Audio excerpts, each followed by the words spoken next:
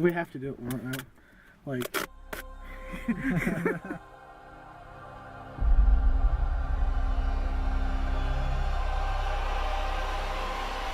Okay, Warren. Isn't this like... I swear there's like a whole thread on the online, multiple threads, of people who died doing stupid shit like this. Like, I think, yeah, there's a whole bunch of found footage. There's last minute selfies and shit. Yeah, like this is what happened right before the accident. Two girls smiling, and then next minute they're dead. Like, well, oh, okay, because it's gonna be dark when we start driving, but we're about to embark on a Rogue One quest. Yep. And then do a spoiler cast when we get back, I suppose. Yep. So, off to see the wizard. So, it's gonna go dark, so you're just gonna get mainly audio, but who cares? Anyway. So, first test. I think. Why is the tape still up there? Hopefully that was in frame the entire time. All right. So, what are your impressions of? What are you expecting? I kind of get the gist of it. It's like pre Star Wars, right? Like it's before any of the movies. Yeah, it's like right at the end. It's well, not right at the end, but it's at the end of Episode 3, right up until A New Hope. Yeah. So it's like, because the synopsis that I got from it is that, and the only thing that I'm going into it as cold as possible. Yeah. Is the fact that this is the story of the spies that stole the plans for the Death Star, that stole the plans from the Republic, from the Empire, the rebels that stole the stuff from the Empire to give to Princess Leia to put in R2 and give to, like, I'm assuming that that's where it's going to go. Like, we're going to end where A New Hope begins. I don't know. Yeah. That's the only place I can see it going. And the fact that Donnie Yen is in this movie, which is really cool. He's one of my favorite martial artists. So I'm pretty anxious to see what he gets to bring to the table. Yeah. I'm curious if he's going to be a Jedi. Are you gonna have, like... Because even with the Jedis, like, even in the newer movies, they still have not crossed that... They're not, like...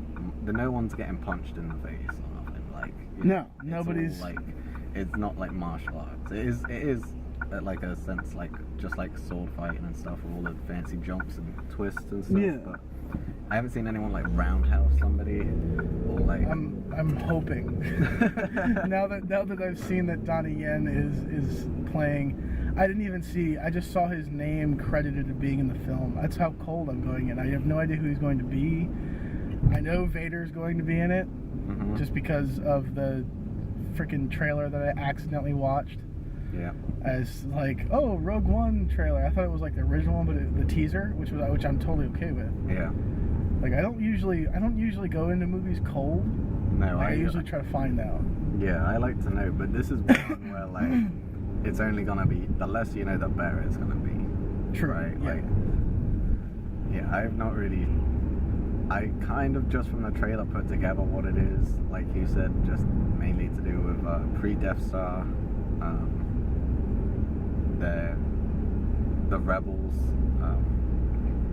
You know, they're making stuff for the Empire. Like, someone actually said the TV show Rebels, Star Wars Rebels. The like animated thing? Yeah. Yeah. Apparently that's really good. Everyone keeps telling me it's really good. I have no way of watching it because it's not on any streaming thing that I have. Yeah, and cable. I mean, come on. But they said a really cool touch that they did was there was an episode where one of the like Empire dudes turns up to one of these like factory type places that's churning out all their like the stormtroopers equipment, like the bikes and the AT-ATs and stuff. Yeah. And they're like, you know, they're basically the whole thing is that there's this theory that the rebels made all of the AT-ATs and stuff like that, and that's why they made them so like wobbly and shit. So like, you know, that scene on Hoth, yeah, they knew exactly how to take it down. Yeah, with the because wrapping the cables and they make everything flawed on purpose. So this guy from the Empire turns up and is just like, you know, there's been a lot of stuff coming out of this factory that's been going wrong. Does anyone have anything to say about that? And no one says anything. He goes, so you'll all stand by your work? That it's all done well? And they were like, yeah. And so he gets, apparently, like Hunter said, he tells like one of the guys, like, did you make this like speed bike or whatever it is? Yeah. He's like, yeah, sure. He goes, get on it. I want to see you ride it. And he gets on and he's like keeping it so he's, oh no, it's going a bit weird. And he's like, no, keep driving it. And he keeps driving it to the point where it just like goes fucking AWOL. Just blows up. And then he's like, does anybody else like the work that they're making right now? Like, it just makes each one of them like, you know, until they admit that they are messing with stuff on purpose. Oh shit. Which is really interesting. I do want to watch the show just for that. I didn't know it was that deep. I thought it was like a kid show. Yeah, no, I am I'm actually quite removed from the Star Trek. Oh God. What have I done? The Star Wars series. I obsessively watched the original three, you know, A New Hope, Empire, and Jedi. Yeah. I obsessively watched those when I was a kid. Anytime they were on TV, anytime I get a hold of my VHS, I was watching them.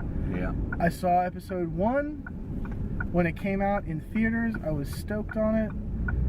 And then I kind of just never paid Star Wars any mind after that because I was like, well, they fucked this up. Yeah. So the episode 1 was actually pretty cool when you look back on it. Like, it was pretty cool, like seeing like, you know, Tatooine and yes, the young Anakin. But like after that, like episode 2 was where I was really like, there's so much cool like footage here, so many cool scenarios. Why is there so much shit in here too though? Like, if you take out all the shit, you've got like a really cool movie, but it's just so long-winded and there's just so much talking.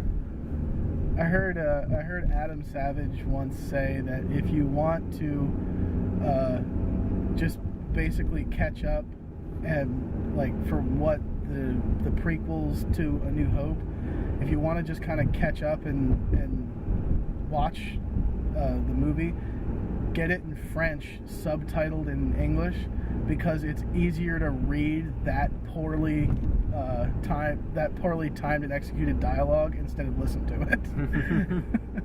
I thought I was like, wow, coming from a dude who worked on the first 2 prequels. Jesus. Like, shit. All right. No, like the first one. I saw 2, I think. I never saw 3. You never saw 3? No, I never saw 3. 3 was, again, like, had all the things wrong with it that were wrong with the other ones, like the corny one-liners that just were like, didn't need to be there. The only one-liners that should be spoken in Star Wars are from Han Solo, that's it. Yeah. Well, this was, but the ending to that is like, we all knew where it was going, but it was still, like, really cool effects and stuff. Yeah. But yeah, no, if you're, like, I'm the same, I prefer the, Return of the Jedi, Empire Strikes Back. Those are just unbeatable. But yeah, that's what I always thought. I like all the cool stuff that came from the prequels. Though, like Darth Maul. Oh yeah. So cool. One of the more badass villains that there's been. Yeah. Definitely a bit. I would say they kind of not directly took it, but I'm thinking Adam Driver probably took a bit of, at least his stance and the way he held his character in The Force Awakens for Kylo. I think he kind of took it from the type of Sith that Darth Maul was. Yeah. Like that kind of like, you son of a, like you like a badass. Just a beast. Yeah. I love mean, that weapon too. The double-sided lightsaber. God, yeah. Like, come on. Just shit your pants the first time that happens. Yeah, don't like that's you. Someone whips that thing out and okay, well we're gonna die. That's yeah. And again, like another character, Qui-Gon Jinn. Yeah, Jesus Christ. Liam Neeson. Liam fucking Neeson. I'm Qui-Gon Jinn. I have a very particular set of skills. Finding the new Sith Overlord. Finding the new Sith Overlord. Because it's his fault, isn't it, that Darth Vader exists, really. Because Yes. he was the only one who wanted to take him. Everyone else said it was a terrible idea. Yep. And which I'm pretty sure that's why. I'm pretty sure the karma inherent in the Force. That's why he was killed. Yeah. like the Force realized, like, you son. Okay, y'all weren't supposed to know about this little asshole. Yeah. And you weren't supposed to let him do anything. Lightsaber to the stomach. Okay. That's it. Yep. And then Obi-Wan had to come and save the day. Yeah. And also because, he had to, Anakin, I have the high ground. That's, he should have known. Yeah. Oh, yeah, he got it bad. Yeah. He got it so fucking bad. Obi-Wan fucked his day up. I've seen bits and pieces. I've not sat through 3, but I've seen enough of 3 to know, what happened and how they did the backstory of, Darth Vader sort of ambiguously is an android and blah blah blah. He's mostly robot. Yeah. And it was kind of like they alluded to it in the original films that he was more than a man. But I didn't think. I mean, I sort of kind of knew there was some kind of smackdown that was gonna happen, but I had no idea Obi-Wan was just gonna explain it like I have the high ground, and then Anakin's like, oh, whatever, and then he just slices him apart. Yeah, and leaves him there to burn. Takes 75% of his body and just takes it off. Yeah. And then worse than that, he stands there and watches as the lava comes over him, and he's just like, ah. Yeah, this incredible. What the fuck, Obi-Wan? Yeah, but the thing that I feel like they missed was how sophisticated Darth Vader is in those original trilogy. Yeah. He's so composed, and I'm just doing this because this is what I do. Unless that ass kicking just made him think, I'm just never going to say anything. Right, that might have been it, because during the prequel trilogy, and the Anakin was always kind of an outspoken prick. Yeah, that's it, and you don't get that with Darth Vader. No, and I guess that's what it was. The whole smackdown that was layeth upon him by his sensei. And, but wouldn't you have loved, when him and Obi-Wan have their classic showdown inside the Death Star? Yeah. And then Obi-Wan miraculously disappears. Mm-hmm. And Anakin doesn't think anything weird about that. He's dead. Even though there's nothing left of him. Yeah. And it's but wouldn't have Obi-Wan just done it again? Yeah. Both legs, one arm. Yeah. Just like we did last time. Yeah, just I kind of wish if they were going to allude to it, they would have alluded to it then. Yeah. And they're showing down, he's like, you realize last time we did this, you got fucked up, right? Yeah. Yeah. All right, we're here at the theater. We're about to go in and see the movie. We'll check back with you guys when we come back out. Kaboom. Well, this podcast went south quick. Warren died. Well, thanks. Thanks a lot, Warren. What the hell are you doing dying? No one said you could Shit. die. Dying like a pussy. Look at you over there dying. Don't hate. Appreciate it. SpoilerCast number 1. We're going to be smoking cigars, drinking beer, and spoiling Rogue One for you. If you haven't seen Rogue One by now, shame on you. Absolute shame. And number 2, you should stop watching this podcast right. If you made it through the first half of this podcast and are still going, first of all, thank you, because you're the reason we do what we do. And second of all, stop and go watch the movie and then come back. Or, if you're one of those people who's debating whether you should see it at all, stay tuned, and we'll tell you. Because we're just gonna suck this movie's dick right now. Pretty much. We are, pretty much. Cradle those balls and just, we're gonna get deep on this movie right now. I don't know either one of them. Yeah, she's completely passing ignorant. through. She's completely ignorant to the situation. We saw this a little while ago, and it took us a minute to do the rest of the spoiler cast. But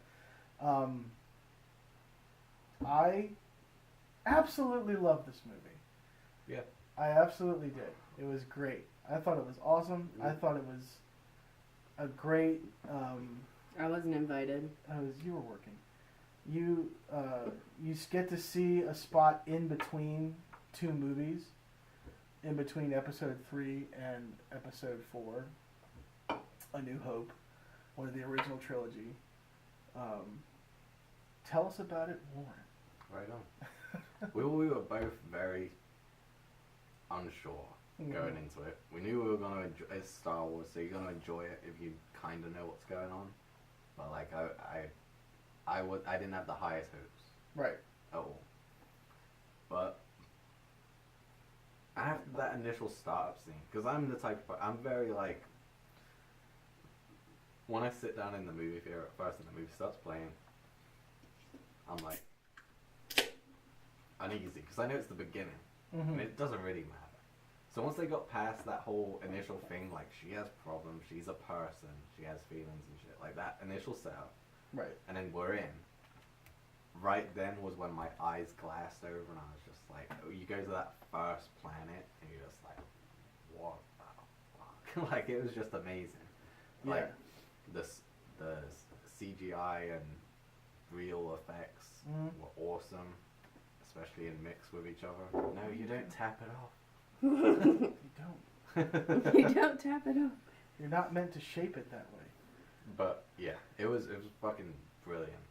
Darth Vader had the iconic, and like it finally revealed what he's capable of. That stiffness that we saw is not present. Yeah, no.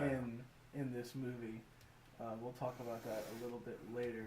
But the main premise of the film, for those again uninitiated, is, and it's very briefly, it's the spot right before A New Hope starts where a band of rebels goes and steals the plans for the Death Star. The movie kind of starts on our main character, Jyn Erso, and her father and mother, and you see her father be captured, her mother be shot, and fucking brutal. Yeah. And Jyn being hidden in a thing, and she gets picked up by a friend of her father's. In a thing. Yeah, she gets hidden in it's like a cave. A thing.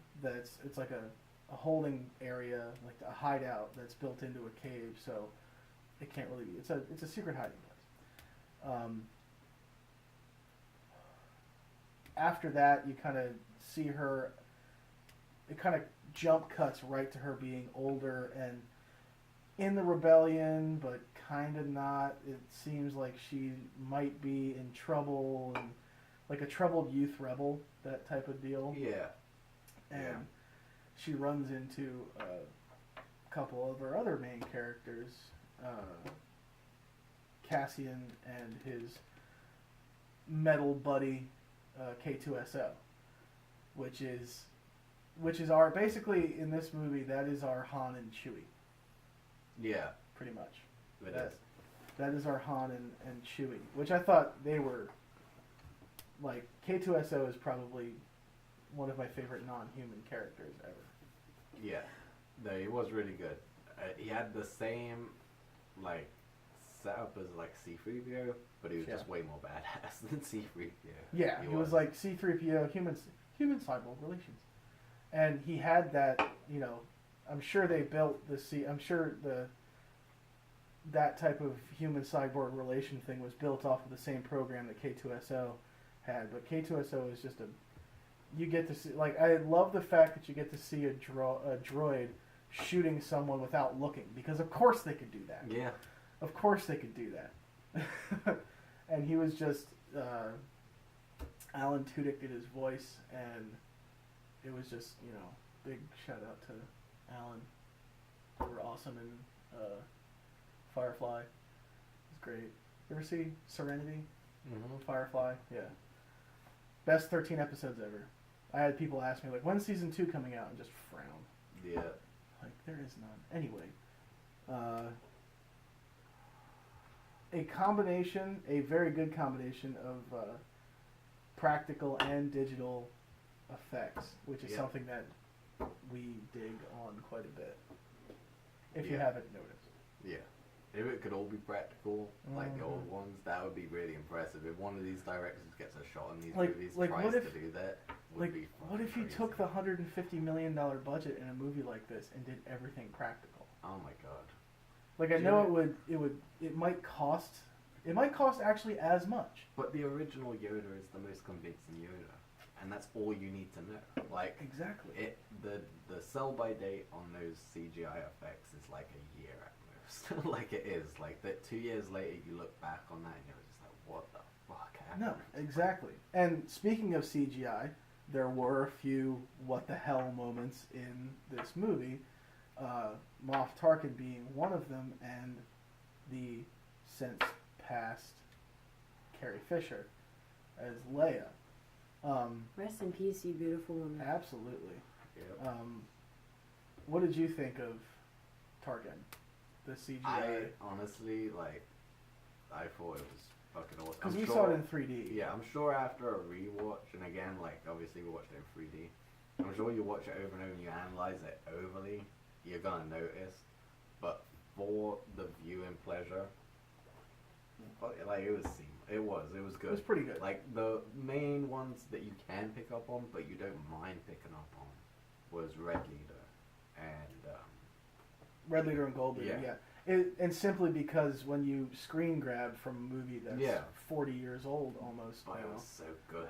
It was so perfect. Like I was hoping, like we saw it in a theater where there was no one else in there, we were so which is really lucky. But I'm sure if we would have went to a earlier showing or a more popular showing, like on a weekend or something like that, there would have been people in that audience when Red Leader and Gold Leader came up. They were like, "Oh yeah!" Yeah.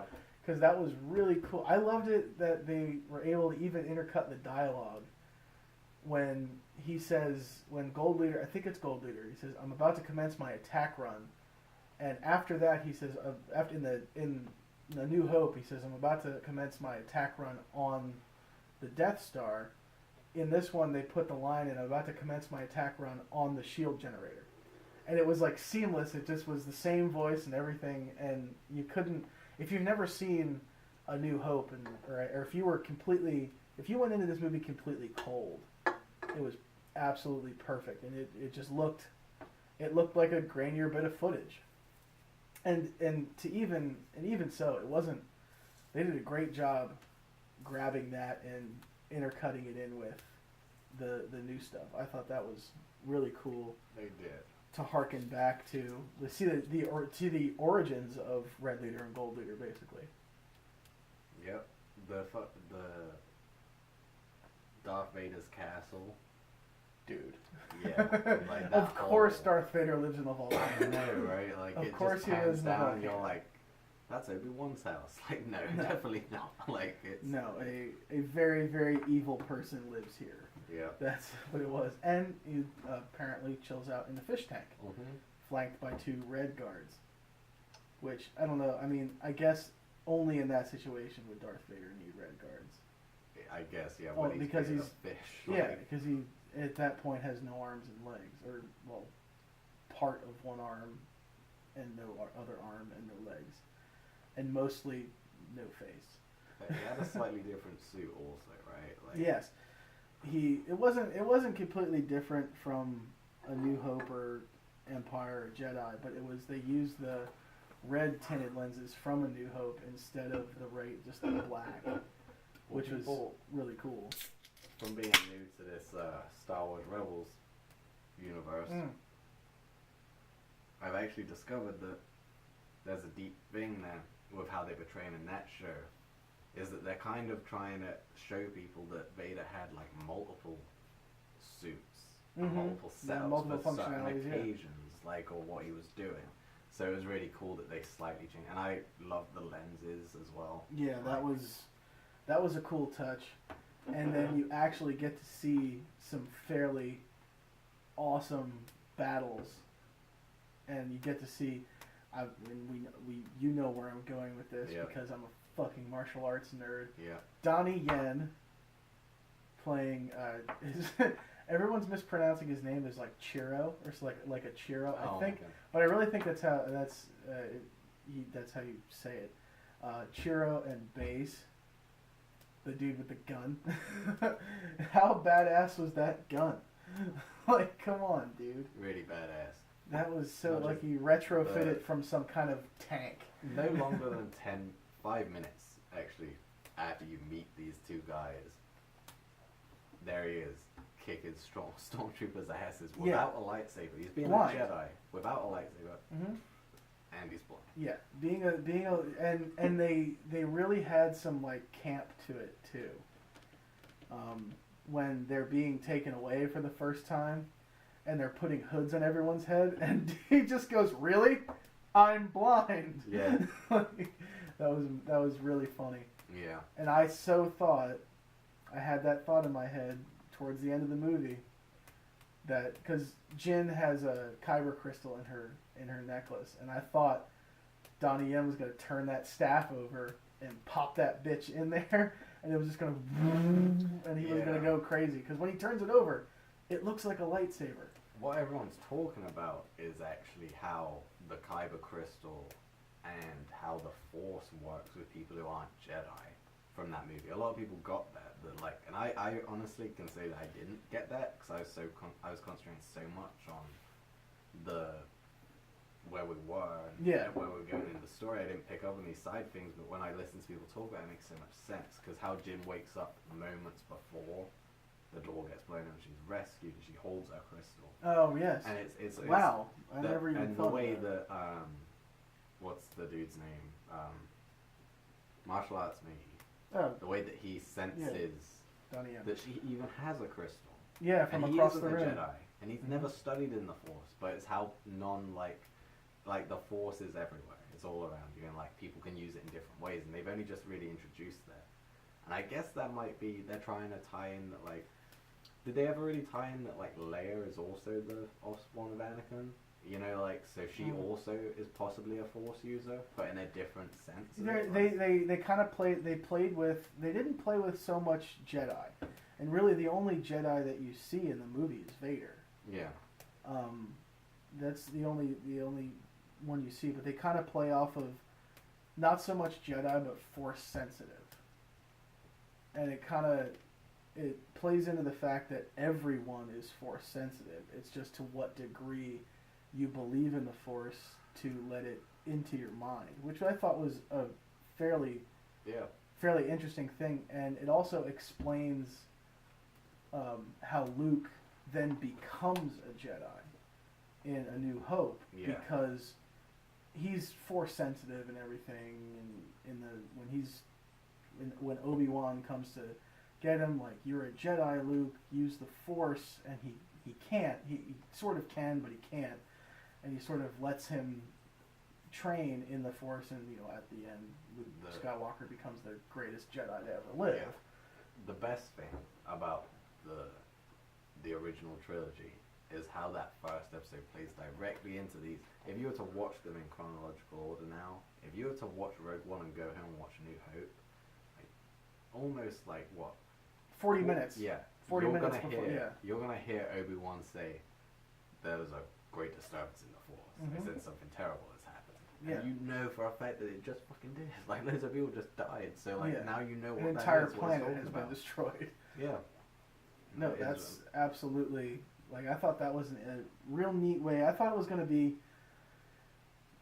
be like, yeah, we'd see all of that and see them steal it. And I wasn't even thinking, like, towards A New Hope. Like, that is, when A New Hope starts, that's real recent to when I even think when, and we'll segue into Vader, when Vader kills all of those guys, I can't remember because it's been years since I've actually sat and watched A New Hope, but I feel like Vader enters a hallway, and behind him is a room that he is just decimated.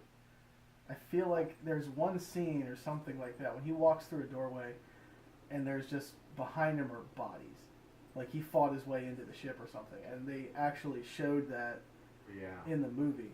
The main thing I picked up was how terrifying he really is in that one scene in the pitch darkness, and then you just hear them, and then the light. Yeah, you hear him breathing first, and then the lightsaber lights up. And then those rebels are like, holy shit. Like, what are you gonna do? And they try. We've just been interrupted by the Courtyard Marriott bedbug thing. That's terrible. That's they're awful. supposed to be a high class motel. Yeah, well, you know, even I'm sure there's hotels on Hoth. Yep. No, Even there can't Wo- be any hotels on Hoth. It's Well, no. really cold. But even Wookiees get fucking fleas. Yes. You know? But yeah, no, when he's terrassing through all those rebels and they're trying to get the door open and get the info to who needs to get it, and he's just ripping through these. They can't do anything. They're firing. There's like 6 of them, I think, and he's just picking them up off the ground and throwing them against the wall, and then the guys that decide to bum rush him, just get like cut in half, and he ends up stabbing a guy through the door, and the door opens, and he slices the door with the lightsaber. That gets like thrown into the ceiling and Yeah. shit. Like no, he's Like just. it truly, you saw exactly how It was awesome to brutally see. terrifying that Vader is. And one thing I can thank Rogue One for, and Star Wars Rebel, without Rogue One I wouldn't have gone into this, but I used to be like a really huge Star Wars fan as a kid. And it was through watching Rogue One that I really ignited, because the prequels were okay, and like as you get older you learn to appreciate certain parts of them, but overall, like we've talked about before, not all that great really. Like, yeah, you know, it has all the flashing lights and bells on it, but it's just not quite there. no, it definitely was. Now I will say that the original, not the original trilogy, but the trilogy that came after the episode 1 through 3, I feel like they were made for the new Star Wars generation, which was great. Because those 3 movies spawned a whole new generation of Star Wars fans. Yep. Because when those movies came out, they were like, you know, kids who had never seen the original and whose parents were probably begrudgingly taking them to these movies, like, this isn't the real, this is the one. And then they ask them about it, and then their dad or mom goes and shows them, you know, the original trilogy, and like, oh shit, we've just seen the movie that's way before this. But when you appreciate them for the point that like you're seeing like the history of this though, like when you look at it from that point, you get to see like, for us to be able to see like the Jedi Temple, yeah, and all those fucking Jedis, the kids watching that are like episode 1, like there's so many Jedi. How's Darth Vader the best? And then the very end, like episode 3, you're like, oh. Like, yeah, that's why he's the best. Yeah, because all the others the are only. dead. Yeah, like, he's the only. Well, shut up. All right. So, yeah. in closing, favorite part of the movie? Favorite part has to be, it has to be Darth Vader. Has to be Vader. Darth Vader. That last scene was just like, what the fuck? You that never whole saw scene. it coming, yeah. Not just that, it ties straight into Carrie Fisher's. I know she's done Force Awakens, so the next one, episode 8, so that isn't her last moment on film, but it just tied in perfectly. Not that I'm saying that was I'm not going to get into that, but yeah, no, it just was really cool. I was like, they're not going to show her, and then she is in all her glory. Yep. Like, youthful Leia. Yeah. And the CG on it wasn't perfect, but it was such a moment. Yeah, that because it was just that 1 second, you're like, you see the back of her, you see the side of her, and I'm like, they're not going to show us, but we know who it is. And then she turns around, and you're like, they fucking did it. they did it. They gave it to us. What we wanted to see. Yeah, Like, they didn't cop out. They were like, we'll do it. And I like that. The ambition behind it. My favorite part, and well, I should say parts of the movie, were any time where Chiro and Baze were fighting together. I loved. It's for some reason that pairing of not just the characters but the actors. Like the dude who played the big dude, the big guy Baze, his name escapes me, but Donnie Yen's always been one of my favorite martial artists, and you know, he's known for the character that he played. Yeah. The kind of he's sort of unassuming, and then all of a sudden just and whirlwind, and everyone's fucking in pain. But I loved, my favorite part of that was, well, even in the end when they are both killed. Spoiler. Yeah. Again, real if you big one. fucking too late. if you just heard that and you are cursing at me right now, why are you still watching this? But when they both die, you know, Donnie Yen goes out first, and then Baze comes out swinging, and you know he knew he was a believer in the Force and basically lost his faith being a temple guard, and then at the end, when he walks to the master switch without being shot, just by simply chanting that, I believe in the Force believes in me, that type of thing, he regained his faith and then died with his friend, which was really an interesting, hadn't really happened in the series, even in the. I mean, a lot of important people die in, A New Hope through Jedi, and even through The Force Awakens, which we'll let you figure that one out. Yeah. You can just buy the soundtrack and find out. Yeah, they go to fuck it. When it says Han dies on the soundtrack, and they released it before the movie was released on Blu-ray. No, they did not. Yes, they did. I'm And so glad I wasn't up on that shit. no, me too. Well, that came as a surprise. But if you learn anything from this, it's go watch Rogue One. It's awesome. Go do it. is. And again, Han and Baze or whatever, I forget the fucking Churro names. Baze. Forgive me. Yeah. I love that part where he's like, "Where are you going?" Where are you headed? And he's like, I'm going to tell them. By yourself? No. I have you. It's like I love that. case in He point. knows he's gonna follow him. That's Yep. great. They were like the two, like, because Jin had some questionable parts, but that part was like solid. That really, you fully believe it. Yeah, Those two were the secret saved, stars. they saved of the movie. Yeah, Yeah. absolutely. Well, right on. Well, we'll see you next week and every Tuesday Oh, on Middlecast. We got some pretty cool stuff to do with Star Wars that we're trying to work on here. So yeah. stay making and keep watching. I'm failing at this. Yeah.